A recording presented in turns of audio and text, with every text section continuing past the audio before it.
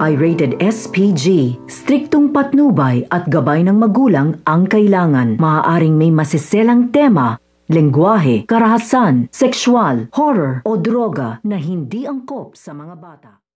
Ang pagbabagong buhay nito nga si Drew. So ito nga si Drew ay magbabagong buhay na nga ito at muli nga itong magpapakita o makikipagkita dito nga sa kanyang nobyo na ito nga si Tori. At hihingi nga rin dito ito nga si Drew ng pangalawang pagkakataon dito nga kay Tori na magkabalikan nga daw sila at bumuo na nga daw sila ng sarili nilang pamilya at bubukod na nga daw sila at aalis na nga daw sila dito nga daw sa lugar upang mamuhay nga daw silang magkasama. Kaya nga ito nga si Drew ay nangangako nga ito dito nga kay Tori na hindi na nga daw ito gagamit ang bawal na gamot at magtitino na nga daw ito alang-alang nga daw dito nga daw sa kanilang samahan. Kaya nga ito nga si Tori ay pagbibigyan na dito ito nga si Drew at muli nga sila magkakabalikan. Kaya nga ito nga si Drew ay masaya nga ito dahil sa nakipagbalikan nga dito ito nga si Tori dito nga sa kanya at napayakap nga dito ito nga si Drew dito nga kay Tori at mauuwi pa nga ito sa halikan. So makakaabangan natin dito ang pakikipagbalikan nito nga ni Tori